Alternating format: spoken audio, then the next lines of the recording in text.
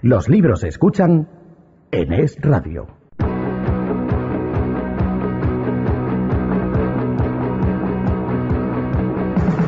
Hace mucho tiempo que se acabó, pero es que hay cosas que nunca se olvidan, por mucho tiempo que pase. Hace unos días Mario Noya se puso a indagar en la historia de España, de los españoles, de la mano de Fernando Paz, que es autor del libro Antes que nadie. Es un libro que saca libros libres y que ya está disponible en todas las librerías. Un libro en el que encontramos episodios notables de muchos españoles que han caído en el olvido. Fernando Paz es profesor de historia y columnista y ha querido sacar a la palestra hechos relevantes de los españoles que nos hacen ser lo que ahora somos. Así que esto es lo que se contaron Mario Noya y Fernando Paz. Don Fernando Paz. Muy buenas tardes. ¿Cómo está usted? Pues perfectamente. Antes que nadie, aventuras insólitas de unos españoles que quisieron ser demasiado. Uh-huh. Y lo fueron, dice nuestro común amigo Carmelo López Arias. Oye, ¿cómo te dio por escribir este libro? Bueno, pues ¿cómo me dio? Pues vamos a ver, si tuviera que retrotraerme en el tiempo para explicarlo. Es una historia que viene de cuando yo iba al bachillerato y pasaba todos los días para ir a mi instituto por una calle que se llamaba Ruy González de Clavijo, que se llama, y que está entre el Paseo de los Melancólicos y Virgen del Puerto, y bueno, yo vivía ahí al lado y entonces, como digo, tenía que cruzarla, y entonces yo me preguntaba siempre quién sería este buen hombre, hasta que un día se lo pregunté a mi padre y naturalmente él me dijo quién era. Y yo, pues pensé que algún día escribiría algo sobre él.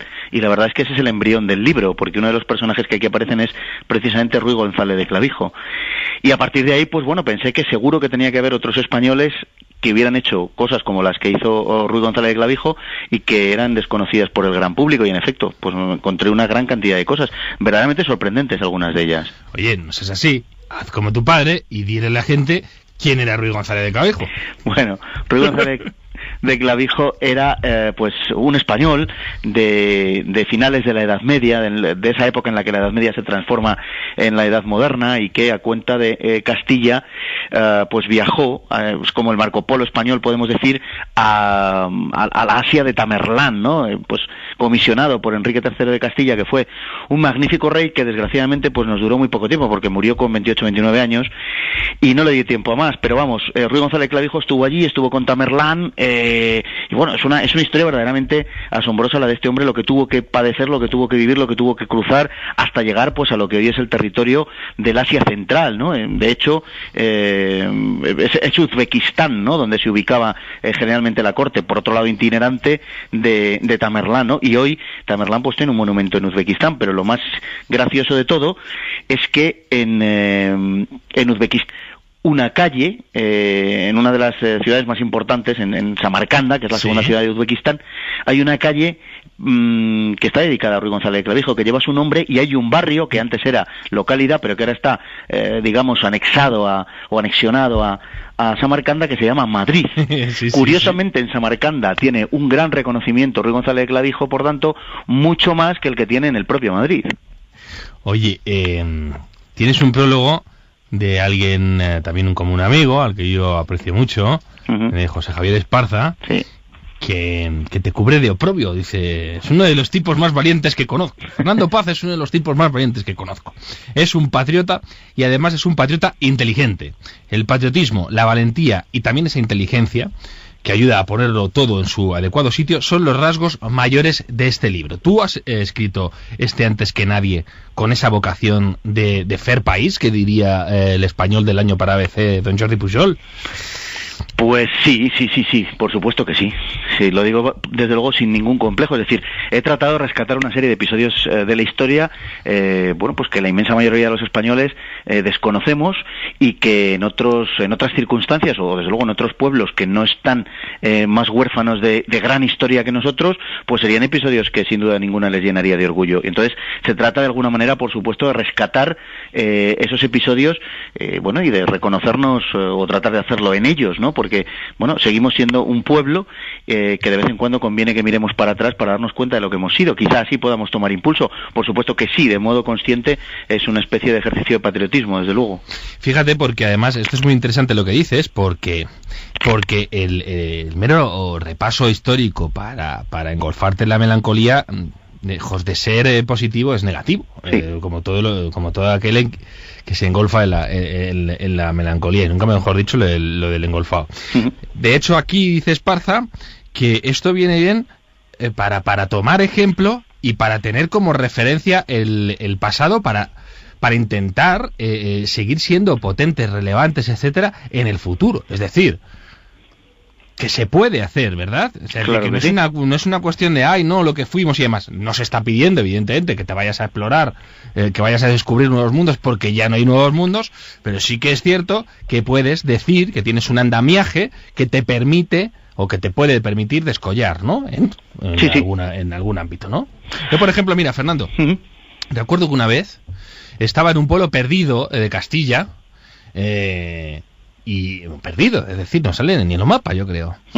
Pero es el típico pueblo que tiene una iglesia absolutamente maravillosa, sí, y que tiene una configuración urbana que dices, hombre, pues a mí me han explicado muy mal la historia, o ¿qué pasa aquí? Porque si España solo ha sabido generar curas vagos, o fanáticos, o guerreros chupasangres, alguien se ha tenido que poner a construir este pedazo de iglesia en este lugar apartado de Dios, y alguien ha tenido que hacer esta trama urbana tan singular en este paraje perdido de Dios. Es decir, no fue así la historia de España como nos la han contado.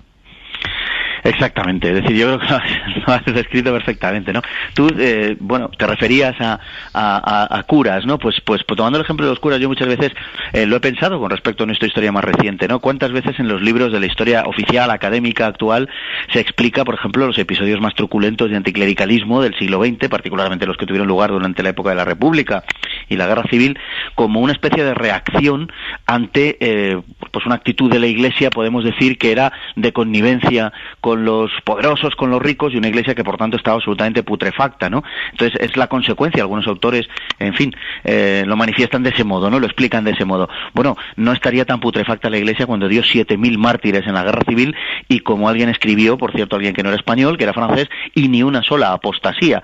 Hombre, pues para ser una iglesia putrefacta, verdaderamente sorprende, ¿verdad? Entonces, es un poco la constante de nuestra historia. Nos venimos avergonzando de nuestra historia desde hace mucho tiempo, porque ha tomado pujanza pues una explicación que ha culminado en esa infamia que es la ley de memoria histórica por una parte, y por otro lado en la falsificación pura y dura del nacionalismo. La consecuencia es que la historia de España, la historia española verdadera, por decirlo de alguna manera, pues ha sido preterida desde hace décadas, y hoy en día es muy difícil que esto lo entiendan. De alguna manera hay una pretensión en este libro también de recuperar la historia de los héroes frente a la historia que ha pretendido explicarse, pues no sé, a partir del precio de la patata en Pamplona en el siglo XIV, ¿no? Pues es un poco esa historia de los héroes de la que habla Paul Johnson, o que en su momento rescató Carlyle, ¿verdad? Y, sí, en fin, una historia a través de la cual se explica España. Pero no es una historia complaciente. Aquí hay episodios verdaderamente tristes, como el de Manuel Iradier, por ejemplo, ¿no? El hombre que recuperó Guinea para España, por ejemplo. Hay episodios tristes, no es todo un gloriarse en el pasado, como si el pasado solo hubiera sido una sucesión de éxitos, ¿no? Ni muchísimo menos. Hay también otro episodio donde un español, por ejemplo, que es una cosa creo muy curiosa, el español que se volvió indio, ¿no? Gonzalo Guerrero, pues anticipando en 3 siglos y medio la historia que contó Kevin Costner, ¿verdad? En la célebre película, sí, pues hubo un español que hizo exactamente lo mismo, ¿no? Y bueno, por eso digo que no son todos episodios, digamos, puramente gloriosos o a mayor gloria y tal. No, hay de todo, como de todo ahí en nuestra historia, y es un poco lo que recojo en este libro. Fernando, que dice, no, si España ha dado de sí, pues esto que se dice, episodios muy pletóricos, ha tenido figuras descollantes, dice, el problema ha sido que en España abundaban los héroes, con lo cual, es decir, esos héroes no calaban. Es decir, pues lo que tú dices, ¿no? Un iradier, pero no deja pozo en el sentido institucional del término. ¿Ha podido ser? ¿Es el problema de España? Es decir, yo qué sé, pienso en la escuela de Salamanca, pones las bases del liberalismo moderno, incluso de la economía moderna, muchísimo antes que Adam Smith y demás. Pero ese pozo no acaba por calar en esa propia sociedad, ni en esas propias instituciones. España como conjunto, como armazón, desprecia ese tipo de cuestiones que salen desde su propio ámbito. ¿Tú crees que ha podido ser una de las razones por las cuales la relación de España con la modernidad ha sido tan compleja? Es que esto realmente es como para una tesis doctoral, ¿no? Lógicamente, pero hombre, yo creo que en España se da un doble fracaso. Yo creo que en España hay un fracaso y es un fracaso que podemos decir global, porque hay un fracaso del Estado y de la sociedad civil. Hay un fracaso de las dos cosas, porque España no supo en su momento sumarse, digamos, a la revolución burguesa, a la revolución liberal, a la revolución nacional, en definitiva, a la revolución industrial, que fue lo que lo precedió a todo esto, el surgimiento de esa sociedad moderna. España se quedó atrás. Entonces, yo creo que de ahí proceden muchos de los males de nuestro tiempo, no porque yo lo enjuicie de una manera positiva o negativa, sino porque creo que con esto lo que hago es el informe, un atestado, ¿no?, de lo que ha sucedido, sin entrar a enjuiciarlo. Yo creo que España, la singularidad de España con respecto al resto de Europa, lo que los alemanes llaman el Sonderweg, ¿no?, el camino especial, el camino específico, yo creo que se debe básicamente a eso.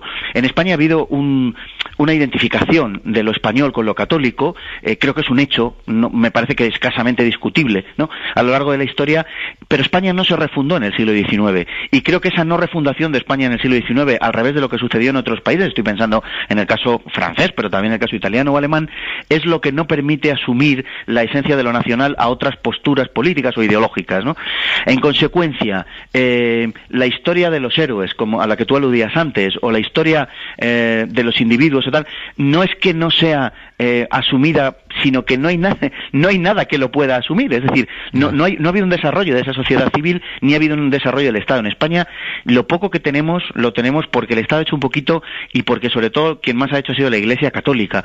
Hasta tiempos muy, muy, muy recientes, en España prácticamente no existía el Estado, y tampoco nos engañemos, tampoco lo que entendemos por sociedad civil. Yo creo que el tema es muy complejo, pero en definitiva, y por resumirlo mucho, podría decir que solo a partir de los años 50, 60 del siglo pasado se ha empezado a poner remedio a esto. Y bueno, creo, no sé si de modo completo, pero creo que está muy fuertemente enraizado en el mismo ser de España. Por eso digo que no se trata de complacernos con lo que es España en el sentido de que tengamos que glorificarlo, no, simplemente es nuestra patria con todas las letras, y naturalmente que hay episodios que no son positivos.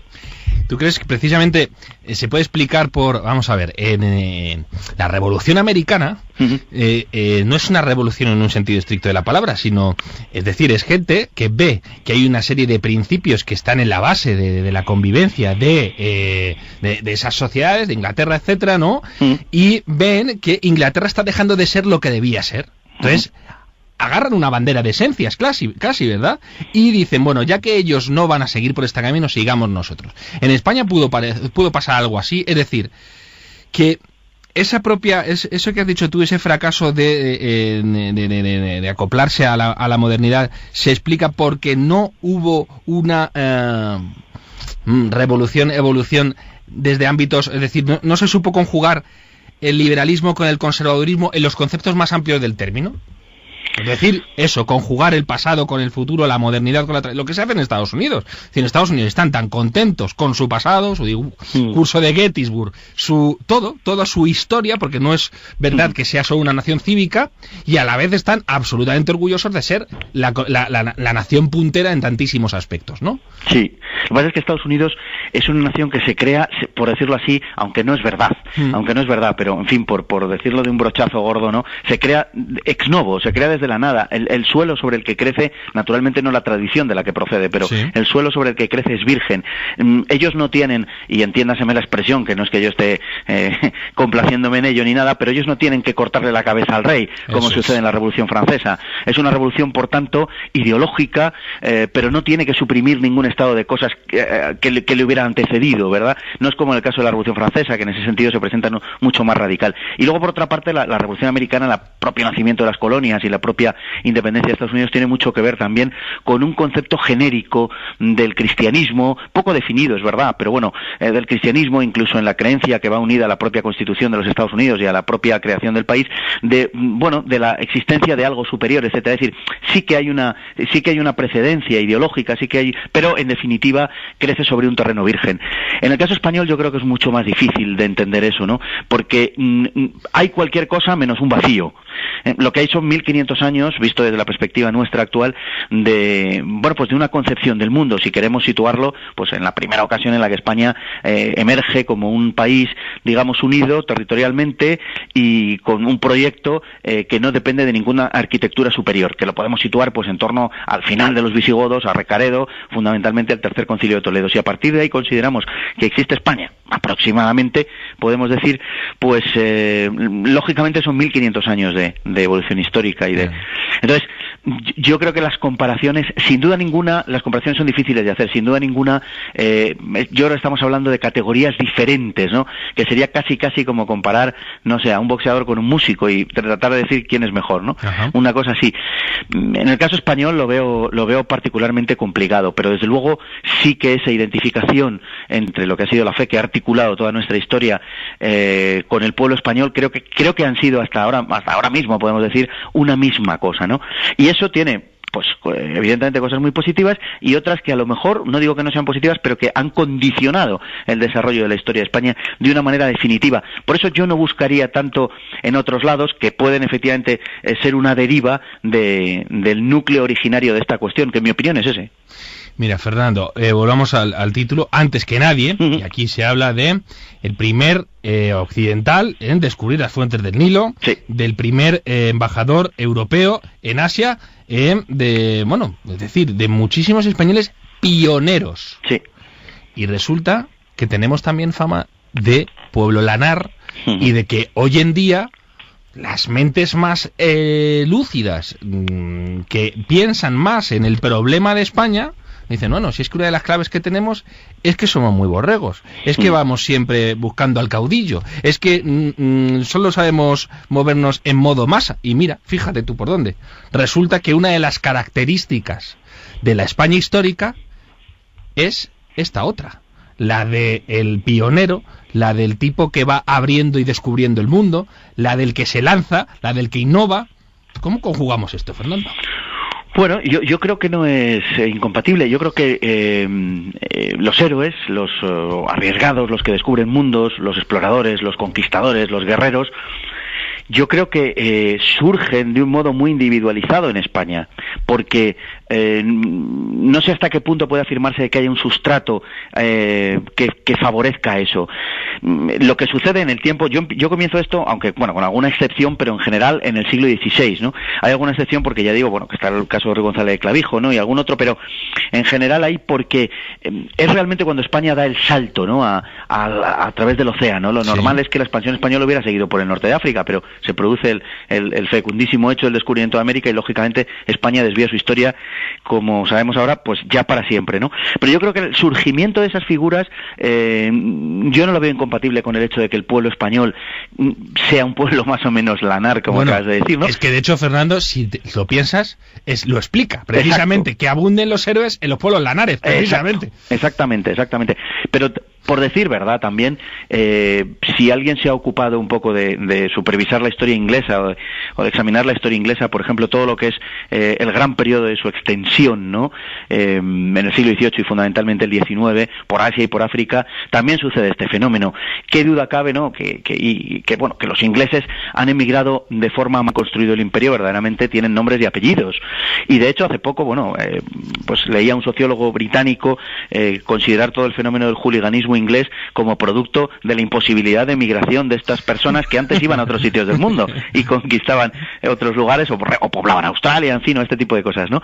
Entonces, no sé hasta qué punto será cierto, pero desde luego sí que es algo que puede explicar la idiosincrasia de un fenómeno concreto como ese fenómeno del hooliganismo futbolístico. En el caso español, la cuestión es que verdaderamente nuestra historia está plagada de héroes y hay muchos que son desconocidos. Claro, yo cuando estaba elaborando este libro hablaba con gente pues francamente culta y desconocían la inmensa mayor parte de todo esto. O sea, que el primer español que rondó por la Antártida, que el primer hombre que rondara por la Antártida fuera un español, prácticamente no lo sabía nadie. O que hubiéramos tenido una guerra con Rusia en la que, por cierto, y por ventura no se disparó un solo tiro, o en fin, un montón de episodios de este estilo, o una guerra de las Malvinas que tuvimos con los ingleses en el siglo XVIII. El español que pudo reinar en Camboya. Efectivamente. O sea, eso es un episodio absolutamente subyugante, ¿no? Un español a finales del siglo XVI que pudo ser rey de Camboya, ¿no? o pensar que la España de aquella época, y fundamentalmente Castilla, claro, estuvo a punto y consideró seriamente un puñado de españoles en las Islas Filipinas invadir China, conquistar China, nada menos que China. Es una verdadera locura. Pero fíjate, porque además lo cuentas, pero la verdad es que no es ninguna locura teniendo en cuenta lo que se acababa de hacer en América. Es decir, y de hecho ellos partieron de esa experiencia. Oye, si Hernán Cortés ha hecho esto con los aztecas, que no eran precisamente 4 amigos, ¿por qué no vamos a poder hacer nosotros lo mismo con China? Y además tenían aliados, ¿verdad? Que si los japoneses, es decir, de nuevo querían intentar repetir otra vez, ¿no? La hazaña americana. Sí, es decir, como perfectamente acabas de apuntar, ellos tenían un espejo en el que mirarse.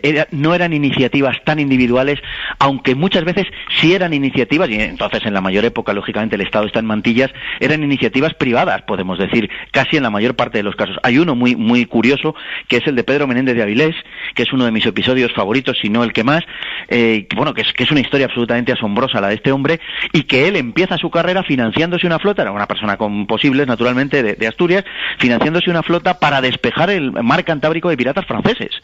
O sea, una cosa verdaderamente sorprendente. Bueno, acabó, claro, dirigiendo las flotas de América y fundando la primera ciudad en los Estados Unidos, que es San Agustín en Florida, ¿no? Que además se convirtió, y esto es, bueno, pues lo más significativo de todo esto, se convirtió en una tierra de promisión para los esclavos de las colonias vecinas inglesas, que huían a la colonia de Florida para liberarse, para convertirse en hombres libres. Exacto, esto tampoco se suele comentar, efectivamente. Claro, imaginémonos que esto lo hubieran hecho los ingleses o lo hubieran hecho qué sé yo quién, ¿no?